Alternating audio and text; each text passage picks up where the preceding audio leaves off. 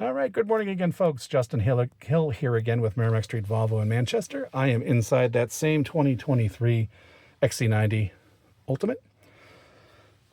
Always have the fob in my pocket. There'll be some slight differences between models, but the vast majority of the Volvos, your push to start rather will be a twist here in the center console. In the XC40 series, a lot of times it will be a push button here. But anyways, fob in my pocket. I'm either going to push or twist. So foot on the brake, twist, and it will bring the vehicle to life. So this particular vehicle is running the latest version of the Volvo UX. So it's the latest iteration of the Volvo Android Automotive Operating System. So there have been some visual changes to the overall display and functionality, but we'll go through that now. But at any rate, I just kind of want to do, kind of do clockwise sort of orientation to what's in the car and go from there. So on the left-hand side, at your thigh, you're going to have a number of controls. Not really going to get a whole lot of visibility without going upside down, but you've got front and back, up and down for the incline or the angle of the actual seat back, with the control for your seat back area, so that would be allow you to recline the upper area, and then the secondary knob here, which I'll be referencing in a minute. So to get myself comfortable, so up and down, forward and back, angle the back side. Now going back to that toggle switch here, I'm going to show some features. So we're going to put our attention to the center console here. So I'm going to pull up on the seat controls, and they're going to have some options that come forward for us. So by pulling that trigger up and down, it's going to vary through the various functions that this vehicle has for you. So right now we've selected looks like lumbar, the outer lumbar. So by pressing either the forward or back, I'm going to adjust the outer lumbar there. If I press down on that little toggle, we're going to go towards the back lumbar, if that makes sense, the lower back. So it's going to inflate or deflate that little cushion there to improve lumbar. And then the last functionality here on this particular vehicle, this is an Ultimate edition, so this actually has the powered thigh extensions. So I'm going to, talking too much, timed out. I'm going to make that adjustment, and you've got this thigh extension that I'll show real quick by jumping out of the vehicle. So great for long trips, especially if you have longer legs. Just helps support your legs a little bit better on the drive. And the really cool part, all of these seat features, as well as the mirrors, are tied into the memory system. So you're on the door going to have multiple memories. This happens to be an XC90, so we've got a series of 3. So whatever settings we've got, you can go ahead and store those settings. So let's go ahead and pretend that I've got myself fully comfortable. I've got the mirrors in where they need to be, rear view mirror, seat angle and height and brake and all that kind of good stuff, thigh extension. I'm going to press this M button until it illuminates. Probably can't see that. I'm going to press 1, 2, or 3. So it only illuminates for a few seconds. So M, it's illuminated, 1. Do. I'm not sure if you heard that. I'll do it again. That's indicating that those settings are now stored for driver number 1. Now in this vehicle, once again, it's an XC90 Ultimate. You've actually got position memory for the passenger as well. So same situation, press M until the LED illuminates red or amber, and then press 1, 2, or 3. All right, so now on to mirror controls. So if you're new to the Volvo family, might be a little bit different. If you've been in Volvos for a long time, be very familiar to you, but you've got the left and right buttons here, along with this little kind of joystick. So in order to adjust your mirrors, you're going to press until the left or right illuminates, and I'm just going to make the adjustments with the joystick. So you can probably just barely see those changes there. So I'm on left. Going to go ahead and press the button again. That'll switch it to right. Probably won't see this as well, but make some right adjustments. There we go. Now another really neat feature, if you press and hold both buttons for a period of time, the mirrors are going to fold in. So super helpful if you maybe have to get into a tight garage or tight parking spot, or if you're parking on the street. Keep in mind, for the most part, if you set the vehicle as such, you can have the vehicle fold the mirrors automatically, but it's just one trick way to fold the mirrors manually. Let's see, other than that, standard window controls are here. For the most part, all the Volvos are going to be automatic up and down in all 4 locations. So rear and front. And you may also see a couple of options here. So this would be your typical window lockout, but it also on certain models will have an integrated child lockout. So I'm going to press this button. You can hear a little bit of a clunk. And you see rear child lock activated right in front of you. That's in the center display right in front of you. And you'll have this convenient little amber light.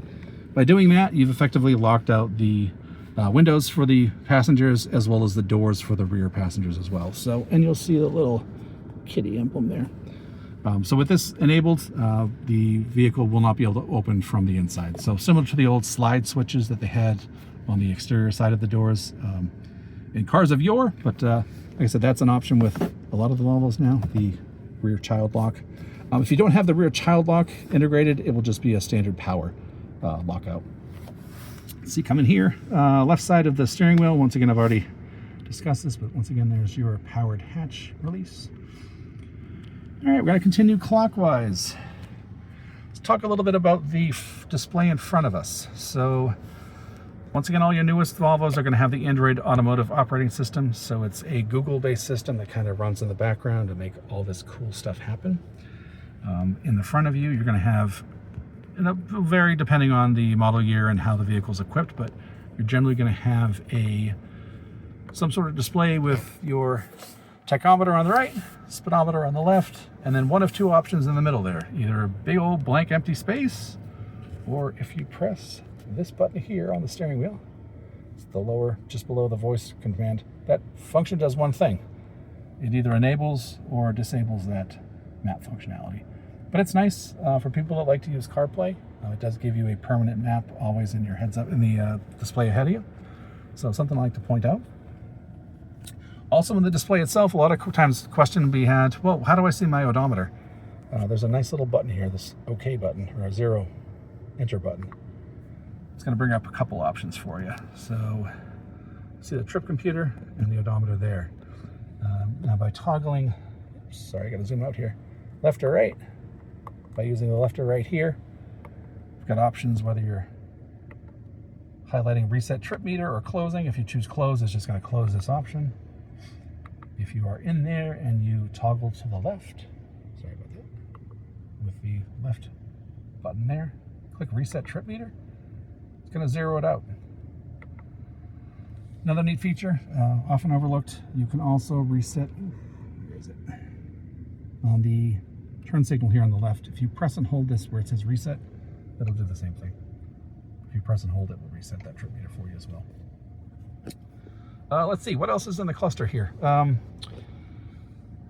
Gear indicator there. So this vehicle has the Or4 shifter, so pretty typical with the new Volvos. It will give you an indication as to what gear you're in. So I've now shifted into drive. Do about a half press up to go to neutral. It's a full push reverse, full push forward rather to get to reverse, and then your park's a push button. But so that's always going to show you there. One thing to be aware of when the vehicle is in reverse, for the most part, it is going to blank out the display in front of you just to kind of keep you from getting distracted, and it will pop up either the reverse camera or, if you're equipped, potentially the 360 camera if you want to choose that view, but it will always go to reverse by default. All right, put myself back in park here. Let's see, that's pretty much what we've got in front of us here. Other things to be aware of. Now let's talk about the left-hand stalk here. So turn signal stalk. You've got multiple positions for the headlights. So 0 would be off. The first toggle here, I'm going to zoom in a little bit. There we go, 0 off. First toggle here would be just your parking lights. Third toggle would be your headlights only. And then my favorite setting, auto. So, and this is generally what we would recommend. So by leaving the vehicle in auto, it's going to use the ambient light sensor, which is integrated at the windshield here. And based on the lighting outside the vehicle, will determine whether the headlights and taillights turn off for you. Another feature to be aware of, if you, in auto mode, if you toggle this, it's just a toggle up, that's going to turn on the automatic high beam functionality. So as you can see, toggle that again. So manual high beams, automatic. I do warn people, it's not an exact technology, regardless of the brand. A lot of times you may find that you're dazzling people with your brights. There are certain situations, particularly around corners, where it doesn't see the lights quite quick enough. So if that were the case, you can always get yourself out of the automatic high beam by just pulling on the beams. But those are your lighting controls. Most vehicles will also have a front fog light, so that's that kind of a half press. It's just like a momentary switch here. So it's going to illuminate the front fog light. Beneath it, often you will have a rear fog light. So if you've ever been behind a Volvo or European car and you see that stationary, super bright, what looks like a brake light, that's actually a rear fog light. So that's an option for you. And turn signals. So as with any relatively new vehicle, if you do just a half tap up, it's going to automatically do 3 blinks for you. And then a full click will be blinker until you turn the wheel enough that it will automatically cancel for you. So there's your left stalk. Going to jump to the right stalk real quick here.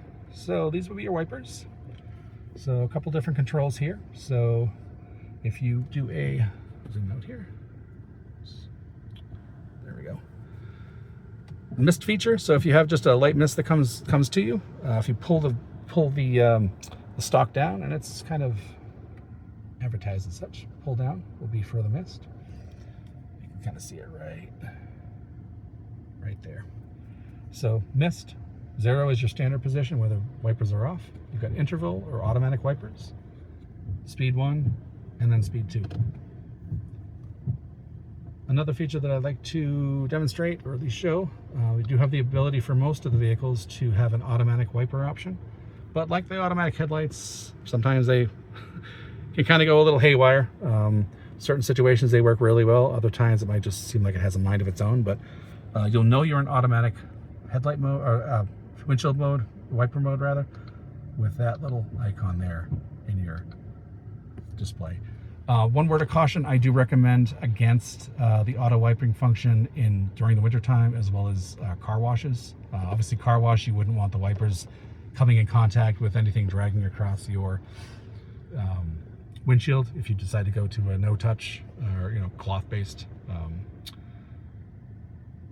car wash. In wintertime, like I said, potentially have the vehicle try to wipe with a whole bunch of snow on top of the wipers. So a couple of reasons to maybe use or not use the automatic. This little scroll wheel here to the right is your sensor. So whether you have got standard interval mode or automatic mode, it's going to indicate whether or not how frequently it wipes. So assuming that you've got less moisture outside or heavier rain. On the side, this is a vehicle equipped with a rear washer. So you've got 2-position toggle here. So the top would be interval, kind of see the dashes, so it'll wipe every 10 to 15 seconds. Go back to the middle position. The bottom position would be a full continuous wipe. The wiper controls, the washer controls rather, I'm not going to do it. I got a nice clean windshield here, but if I pull forward, you'll have a wipe, you have a spray of the fluid and then a wipe of the windshield. If you press away, and it is kind of demonstrated there, illustrated there, pressing away will do the same for the rear. So pressing away, you'll get a squirt and a couple wipes in the back. Pulling towards you will be a squirt and a couple wipes up front. All right, gonna jump real quick into the head unit here. So like I said, this vehicle is running the latest iteration of the Android Automotive operating system, the latest Volvo UX, as they call it, the user experience. So first and foremost, or front and center, you've got the Google map that is always going to occupy that roughly 2/3 of your screen. What I like to do traditionally is jump through settings and controls first. So vehicle itself, like I said, you've got the control here for your Google Maps. Let's look at the climate controls super quick. So driver's side, so I've got controls for my heated steering wheel, my heated seat, and if equipped, the ventilated seat. So pressing 3, not sure if you can hear it or not, my ventilated seat just turned on. Those are your controls there. Now keep in mind, the heated steering wheel is only going to be an option for vehicles equipped with the climate pack. They are very hard to find up here in the north, but occasionally we do run across a vehicle that does not have that. So that may or may not be an option for you. Jumping back into the temperature. So I've got the ability to make changes to the cabin temperature here. This little sync button will indicate whether or not the driver and the passenger are at the same temp or not. So getting this back, so we've got 74 and 80 right now. If I toggle here, and if I press the sync button, you'll see the passenger will go back to 74. So whatever I do on the passenger side will be applicable for the, whatever I do for the driver will be applicable to the passenger. I'm gonna go ahead and hit the fan control here. And we're gonna bring up the, zoom out a little bit here, I guess. Here's the fan controls. So pretty self-explanatory. Automatic mode tends to be the most efficient. So it's gonna direct the air as it sees need. So right now it looks like we got some air coming out of the dash there and then at the feet, because it's obviously not quite 74 degrees in here. You do have these individual buttons if you wanted to get yourself out of automatic mode. So I could toggle if I wanted to just have coming out of the vent, or I wanted to do vent and feet, or all three. You could certainly do that. One thing to keep in mind, the fan control here, pretty similar to what you might have in any vehicle, but in the auto mode, this is always going to make changes to how quickly or how slowly the automatic circulation happens. So throw a scenario out there. Let's just say the ambient temperature outside is 22 degrees, it's a cold winter day. The inside you want to get yourself up to 74. If I set this to automatic in 74 and 3, it's going to blow pretty hard at 3. It's going to blow obviously the hardest at max. If I change that scenario up a little bit, that 3 isn't always the same level, however. Let's just say I throw that scenario again. Let's just say it was 60 degrees outside and I wanted to heat it to 68. That 3 may blow a little harder and may blow a little easier, depending on how much of a difference there is between the inside and outside. Overall, it's still going to dictate how quickly the cabin heats up. But like I said, those individual fan levels may not be equal, depending on how big of a difference there is between the interior and exterior temperatures. I'd like to show also the functionality of the defrosters. So you do have this quick function here to get yourself to max defroster. So that would give you fresh air at the max temperature. Rear defroster, that's going to control your rear defroster as well as your heated rear mirrors. And then of course you get the recirculate button. So most useful for heating or cooling down the cabin very, very quickly. One word of caution: in a high humidity area or high humidity situation, you may find that the cabin does steam up a little bit more with the recirculate on. So generally do toggle that on and off as needed, but kind of let the car kind of do what it wants to. One thing I will mention here: this vehicle does have rear controls, so I'm going to toggle back to the rear. This vehicle does have the climate pack, so I do have individual left and right settings for the outer seats in this vehicle. This actually is a 6-seater, so there is no middle seat, but if it was a bench seat, the middle person does get a cold butt because there is no heater, so something to be aware of. And then this is a 3-passenger, a third row vehicle, so that would toggle or not toggle the third row functionality on and off for you. Let's see. So once again, I still have the chain here, so rear left, rear right. You can make those changes. You also have controls in the back, which I'll show here in just a little bit. But that's, for the most part, that's the climate control itself. Also like to point out, you do have a couple hard buttons. These are nice. Obviously, sometimes navigating through a couple different menus, it can take some time. Let's just say you're in a situation where unexpectedly the front windshield fogs up really quick on you. Got this button. Go ahead and hit that. It's going to set it to max defrost, high heat. So no fumbling, just kind of automatically does its thing. So I like that Volvo still includes the hard buttons for that. You also have a hard button for the rear defroster as well. So I'm going to go ahead and, just for the sake of the volume level, just going to kind of make that chill down. So that's climate controls for the most part. Really not a whole lot there. Another thing to be aware of, a lot of the vehicles now will have a air quality sensor, just give you a sense of what the air quality inside and outside is.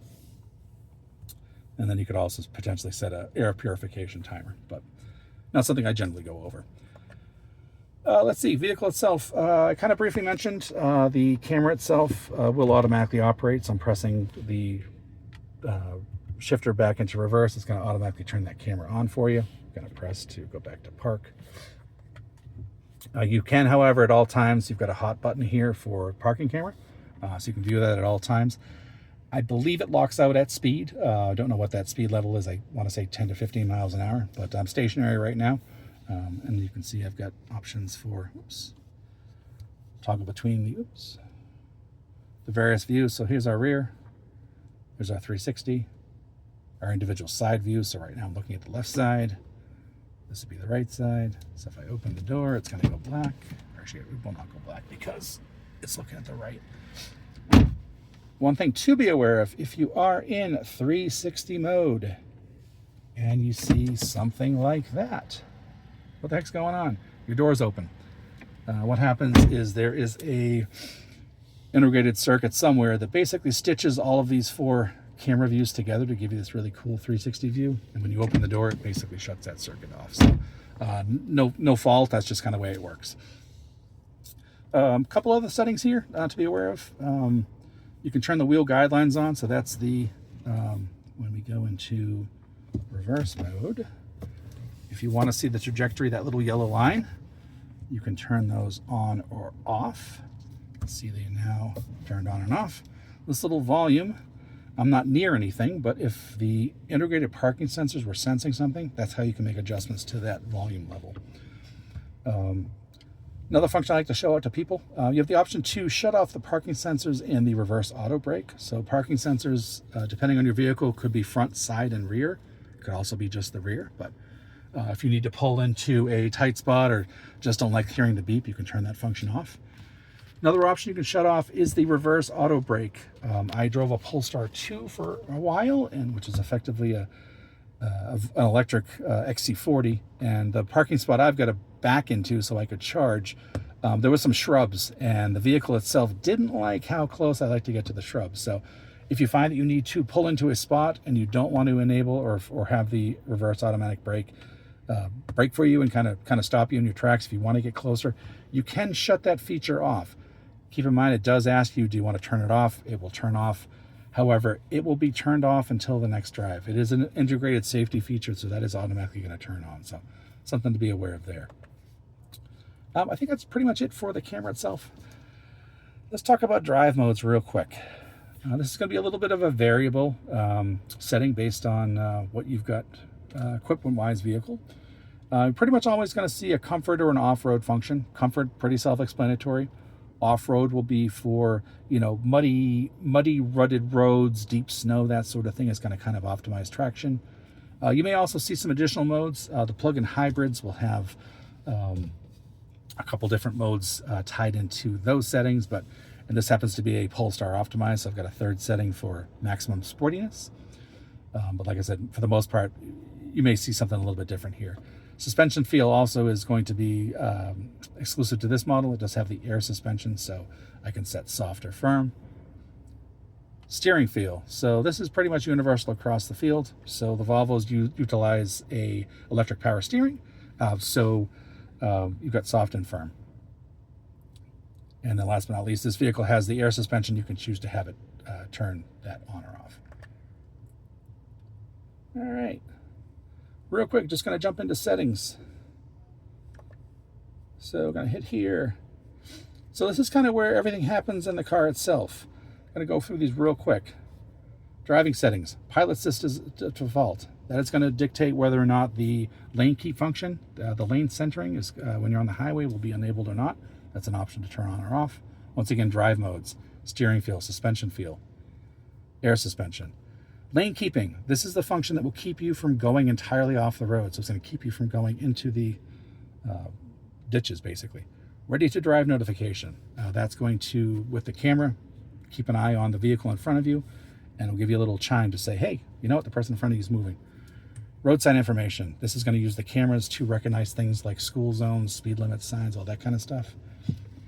If you chose to, you can also have a speed camera audio warning. Not a whole lot of speed cameras in the US, but if you wanted to have that functionality to say, hey, give you a little beep, that's how you would do it.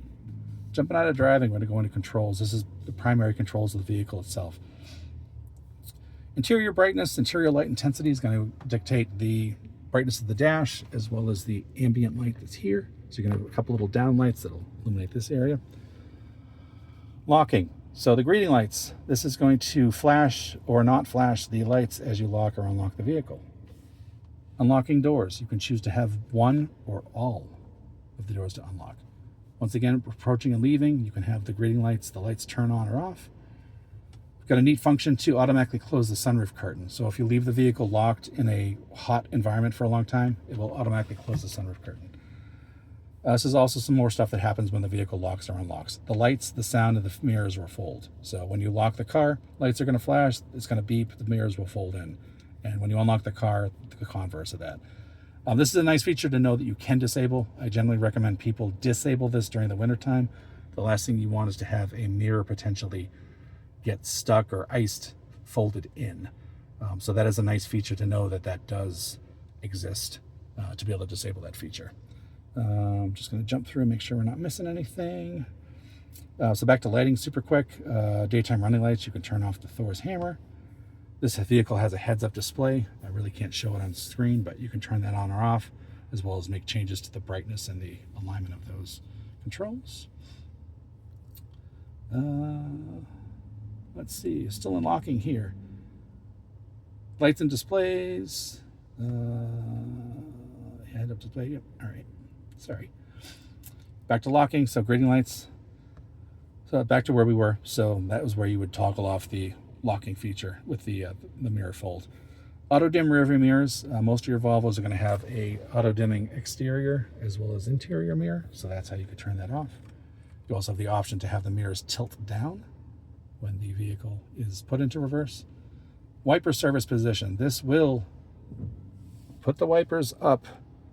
Super useful if you want to change your own wiper blades, or maybe if you want to park it in the snow. Because keep in mind, the wipers are going to rest below the little lip there on the hood, so it's a little bit tough to bang the wipers out. Headrest fold is an automatic fold of the rear headrest in the car itself, and then you have the ability to adjust the passenger seat right here. Jumping out of controls, connectivity. Oh, sorry, sound. Come on. These will be your various sound controls, tone, equalizer, all that kind of stuff. If you have a more advanced vehicle, you might have additional options for surround sound and that sort of thing. You can also, oops, another thing I like to show off, you have volume here. This will allow you to make certain adjustments to the volume. So media would be your radio, ringtone would be the call, the ringer for your phone. The call would obviously be the call volume. The assistant would be the Google volume. Navigation would be the prompts from the car. Notifications would be like your dings from text messages or what have you. Jumping out of sound, connectivity, not a whole lot here. Bluetooth is how you connect or disconnect certain phones to your car itself via Bluetooth. Wi-Fi. Current Volvos do not have a hotspot functionality. All this does is give you the ability to connect to your home Wi-Fi if you wanted quicker updates. Profiles. I don't do a whole lot here. Things like that will be of interest. Volvo Cars app. This is how you would register as the owner, get yourself all set up for the remote connectivity. You can also manage the keys. So certain Volvos have the care key, the orange key. You could actually set that key to be restricted with certain speed limits or what have you. Profile lock, you could lock yourself out. Lock a profile out. If you wanted to set up multiple users, you certainly could. Privacy, don't really need to do a whole lot here. What I tell people, the more this functionality you shut off, the less of the cool features that will actually work for you. So I generally recommend that you do all of that. Microphone, location, all that kind of stuff. By default, you're going to leave all this stuff on. Like I said, the more you start to shut off, the less it's going to happen. System would just be system information. So if you ever needed to find a, do a reset, if you're going to be selling the car, you could reset it there. Not a whole lot here otherwise. And then Google. And last but not least, just going to run for the radio super quick. So I'm going to press the app button here. Radio. Pretty self-explanatory. Volume control is here. Set an individual channel. More information at Rivermead. To favorite something, press in favorite. If you want to change sources, you certainly could. I'm going to jump to Sirius XM. This pause play is exactly that. We'll pause or play the current track you're listening to. Left and right would be channel change or track change. There is no CD player, so even though it looks like that, that's not what it is. Let's see. Pretty much it for the radio side of things. A couple things to be aware of. The Android Auto CarPlay is wired, so newest vehicles are going to have USB-C. So that functionality would be USB-C to whatever your phone uses. The top jack here with the circle around it, that would be your Android Auto or CarPlay jack. And that would jump into the display for you. Real quick, jumping through the car. Sunroof controls, it is a touch pad, so a press forward will close the curtain. It's going to open it back up. Going to press briefly in the middle. Oops. Press briefly in the middle, it's going to vent. Another close. Dome lights, on and off. You can turn individual lights on and off.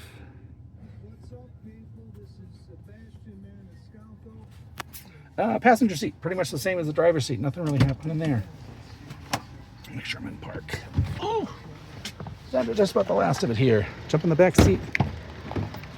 Super quick. Climate controls for the rear in vehicles equipped. So you have individual climate controls for left and right. You've got vents here as well as the vents here. You have controls for the left and the right passenger. The fan speed is universal, but you can set individual temps for left and right. And then you also have 3-position heated seats. Once again, this is a climate pack option only. And like I said, if this was a bench seat, it would just be the outer two. This happens to be a 6-seater. So that's it here. Getting into the back. Pull the handle here, slide forward.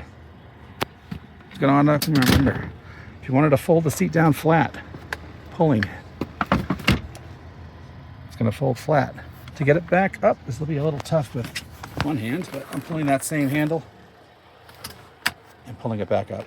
Headrests are manual. Rear of the car, super quick. This is a 3-row, so right now the 3rd row is hidden, but I pull this forward. It's not going to snap. To fold the seats, you've got that same functionality. So it's going to fold the headrest and fold the seat. To get the seats back into upright, you would pull this upright and fold the seat back up. Once again, the headrest will be manual. And that is about it of the basic stuff that I like to go through with the Volvo series. Like I said, this is Justin Hilligan, Merrimack Street Volvo, Manchester, New Hampshire, 2023 Volvo XC90. Have a great day.